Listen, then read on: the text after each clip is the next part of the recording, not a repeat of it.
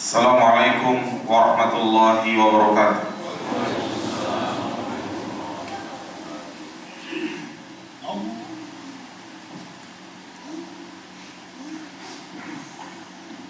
Innal hamdalillah nahmaduhu wa nasta'inuhu wa nastaghfiruh wa na'udzu billahi min shururi anfusina wa min sayyiati a'malina.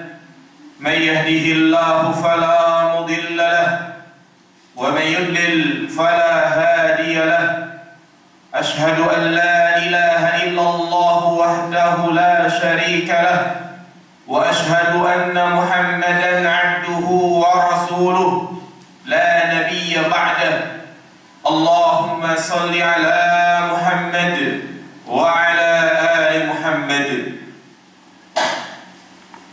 قال الله تعالى في القرآن الكريم يا أيها الذين آمنوا اتقوا الله حق تقاته ولا تموتن إلا وأنتم مسلمون.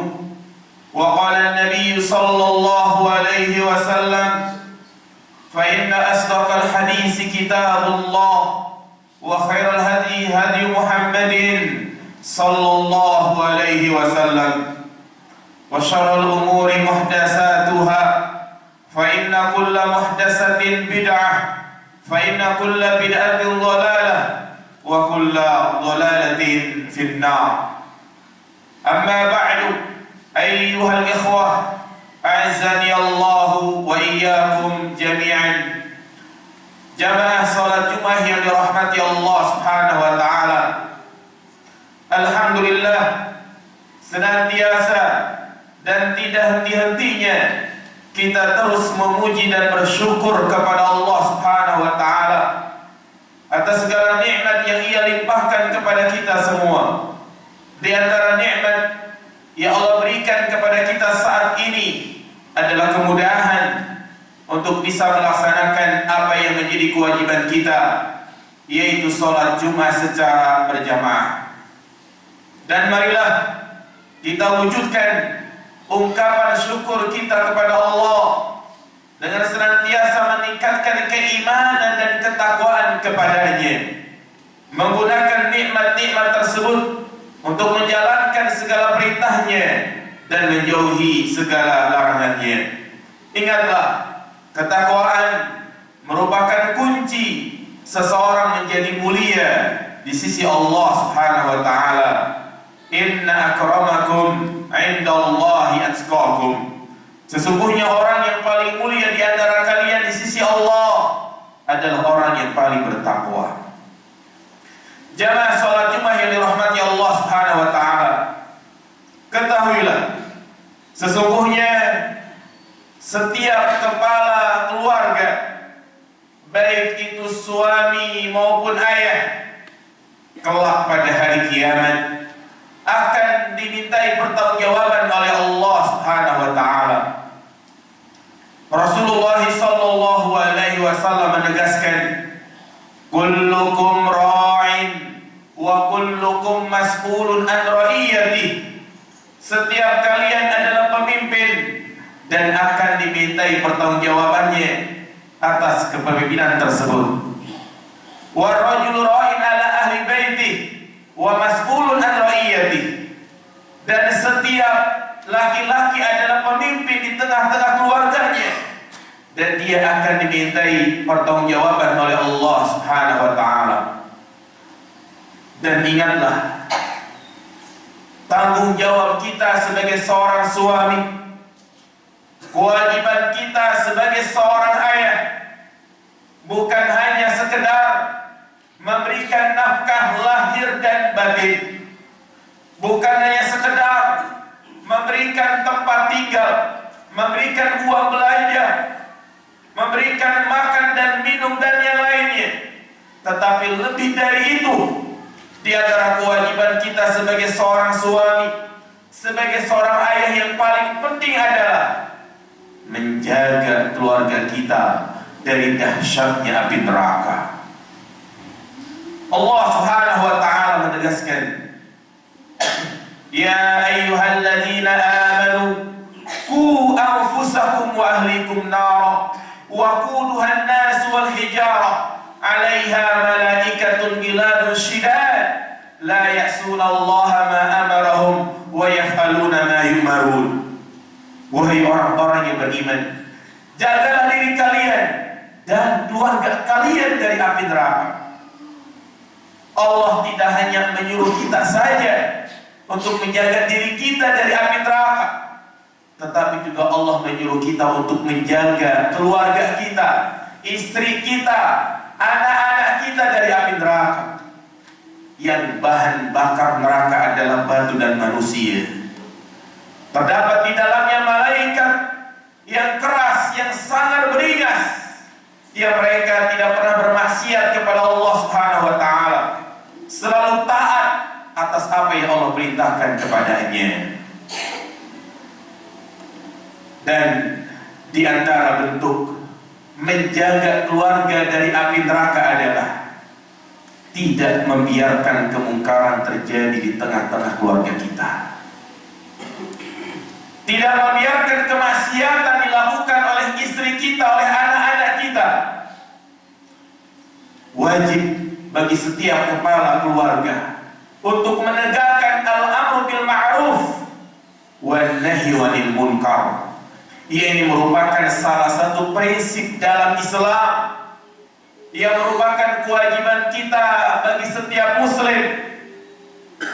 Karena siapa saja yang mendiamkan kemungkaran di hadapannya, jika suatu negeri, suatu tempat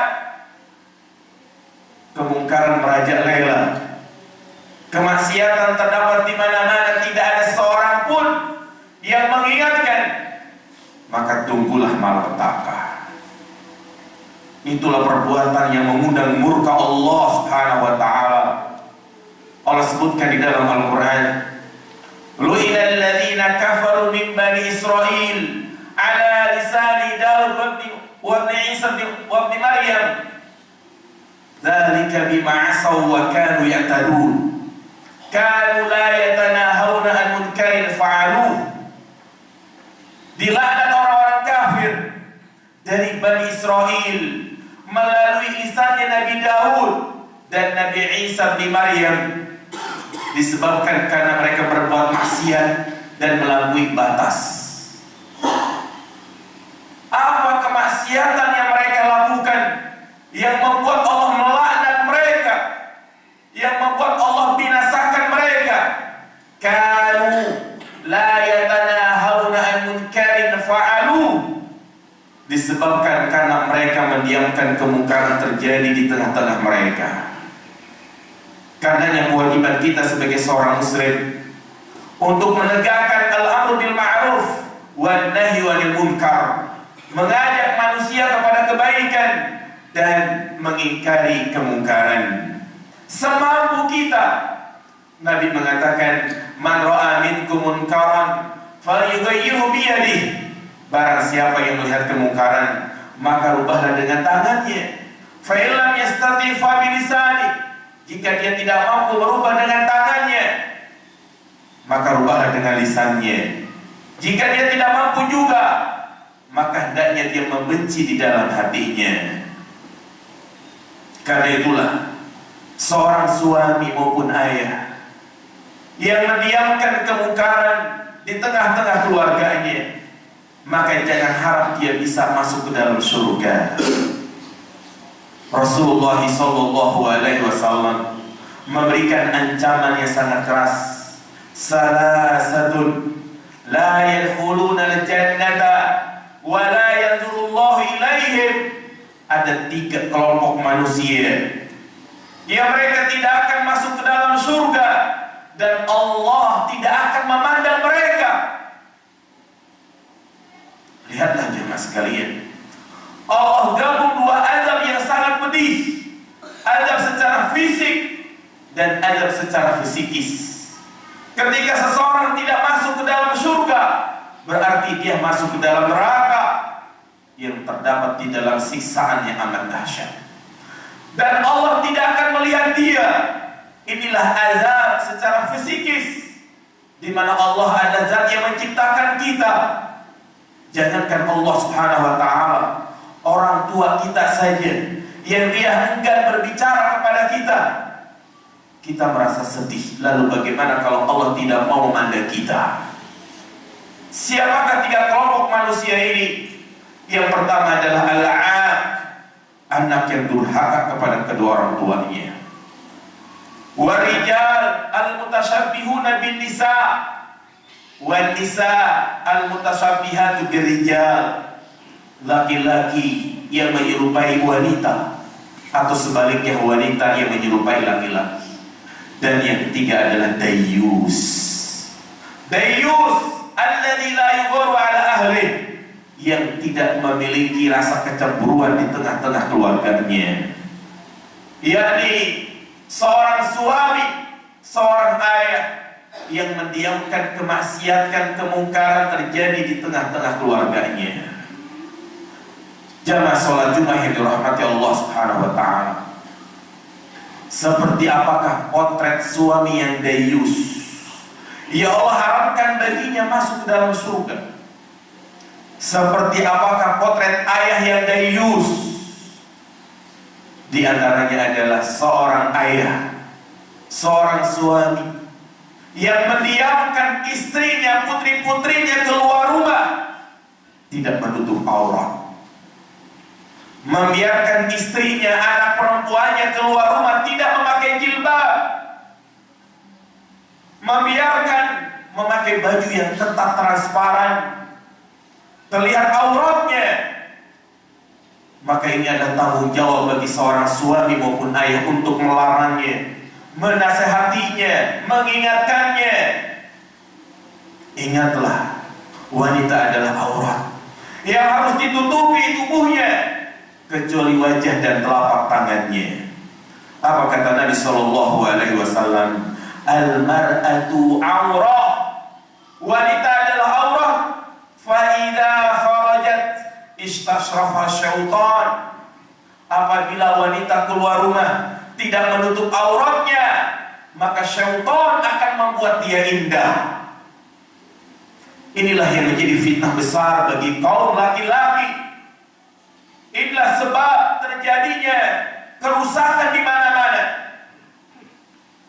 terjadinya perzinahan, pencabulan, pemerkosaan dan yang lainnya.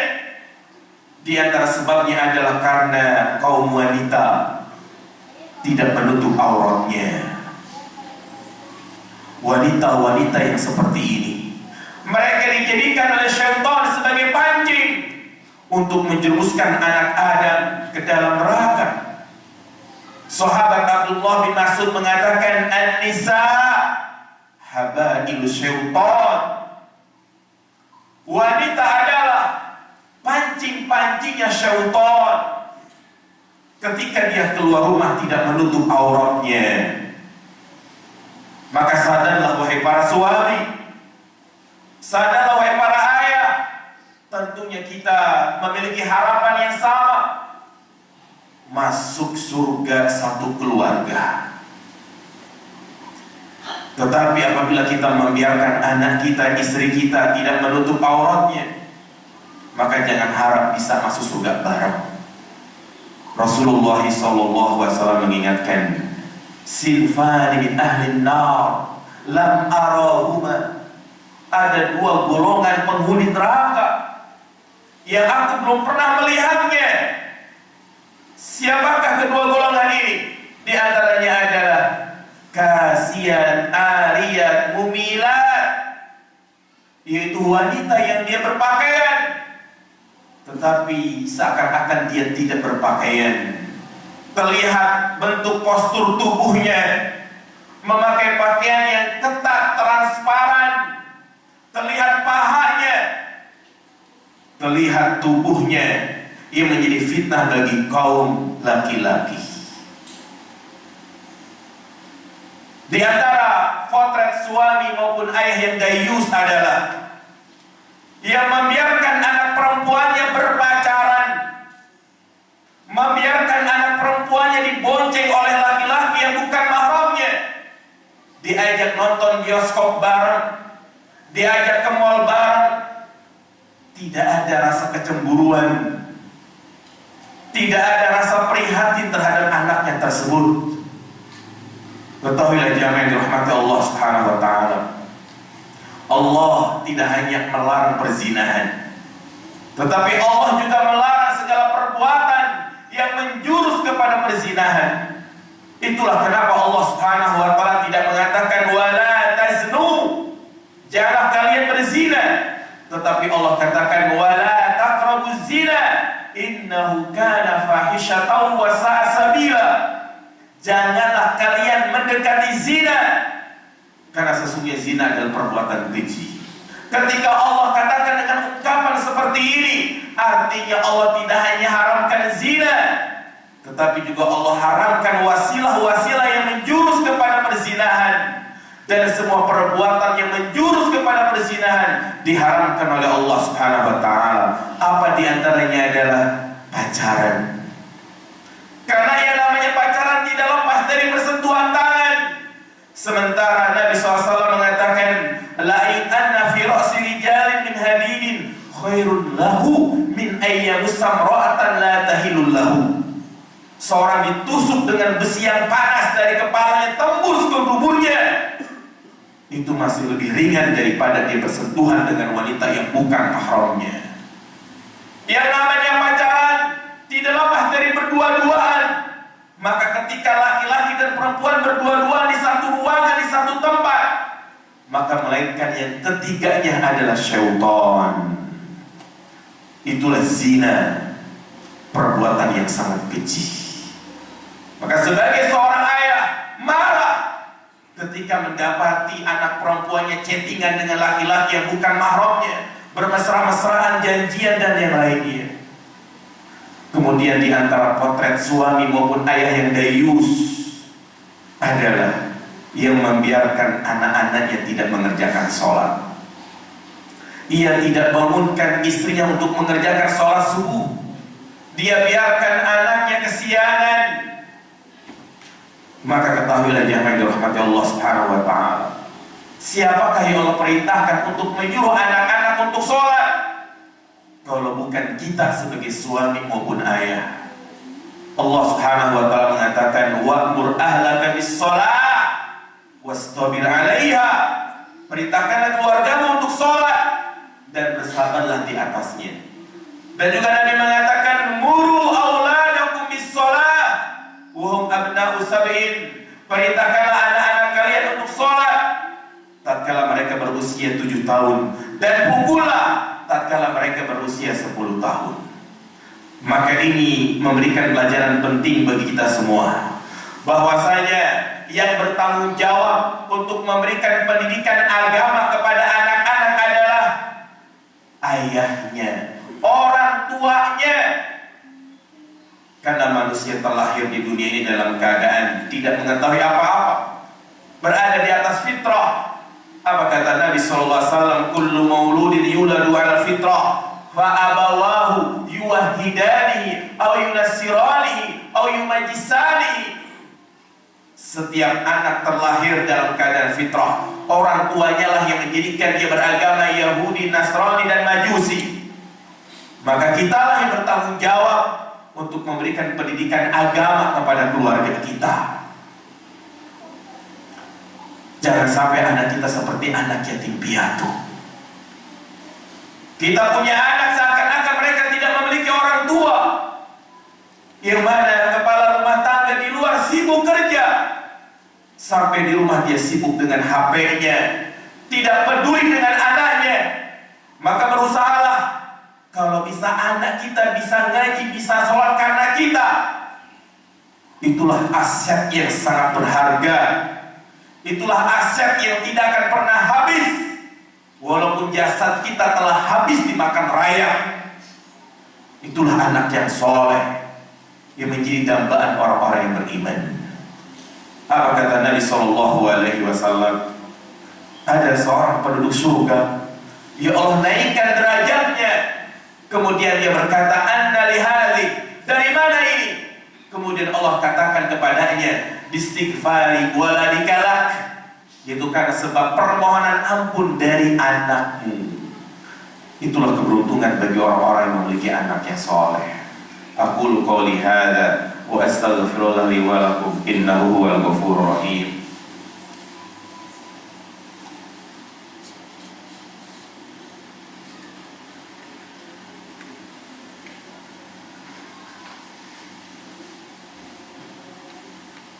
Alhamdulillah wassalatu wassalamu ala Rasulillah wa ala alihi wa sahbihi wa mawalla. Asyhadu an la ilaha illallah wahdahu la syarika lah wa asyhadu anna Muhammadan abduhu wa rasuluh la nabiyya ba'da. Allahumma salli ala Muhammad wa ala ali Muhammad. Amma ba'du, ayyuhal ikhwah, a'azzani Allah wa iyyakum jami'an. Pada kesempatan yang berbarakah ini, hari Jumat Sayyidul Ayyam, kita banyak-banyak meminta kepada Allah Subhanahu wa taala agar kita diberikan keistiqomahan dalam melakukan ketaatan dan ibadah. Kita memohon kepada Allah agar anak-anak kita menjadi anak yang soleh dan soleha yang berbakti kepada kedua orang tuanya. Kita memohon kepada Allah Subhanahu wa taala agar kita diberikan kekuatan untuk mampu menjalankan amanah yang Allah embankan kepada kita berupa anak-anak kita.